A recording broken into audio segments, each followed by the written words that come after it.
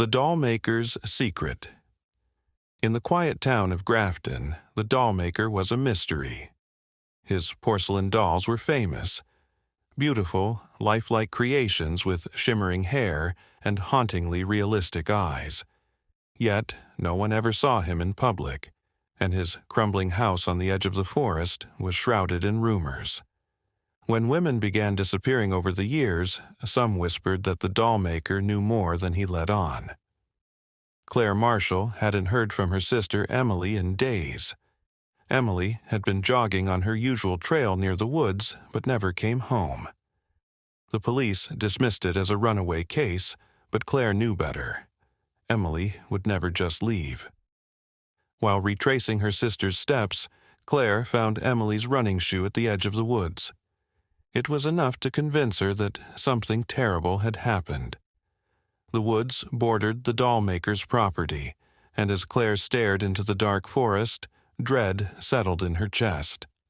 That night, Claire drove to the forest and made her way to the Dollmaker's house.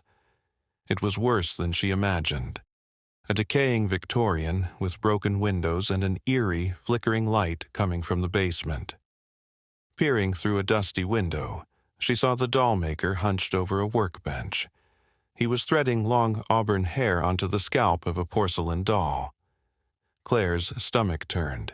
It was Emily's hair. In the corner of the room, she spotted a glass case filled with trinkets, lockets, earrings, and ribbons. One of them was Emily's necklace. Claire knew she had to act. Slipping through the back door, Claire descended the stairs into the basement. The air was thick and suffocating, and the walls were lined with shelves of dolls. Each one seemed to watch her, their lifeless eyes glinting in the dim light. Behind a workbench, Claire found Emily, tied to a chair, her head wrapped in crude bandages where her hair had been cut. "Emily," she whispered, frantically untying the ropes. Emily's eyes widened in panic. "He's here," she rasped. A shadow loomed over them. Claire turned to see the Dollmaker standing at the bottom of the stairs, a long needle glinting in his hand. "You shouldn't be here," he said softly, his voice calm but menacing. "But now that you are, I can make something beautiful out of you." He lunged, but Claire grabbed a broken doll from the table and threw it at him, striking his face. As he stumbled, she pulled Emily to her feet and ran for the stairs. The Dollmaker was fast, his heavy footsteps echoing behind them.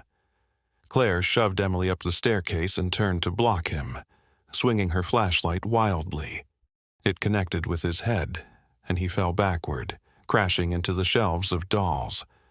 Claire and Emily fled into the woods, the trees blurring past as the Dollmaker's shouts faded behind them. When they reached Claire's car, they sped off, leaving the nightmare behind. Emily was hospitalized, but she refused to speak about what had happened. When the police raided the Dollmaker's house, it was empty. The dolls remained, each one with an expression of terror frozen on its face. Weeks later, Claire found a small package on her doorstep. Inside was a porcelain doll with raven black hair tied in a ribbon. Its face was eerily familiar. As she stared into its deep, glassy eyes, Claire felt her breath catch. They weren't just realistic, they were hers.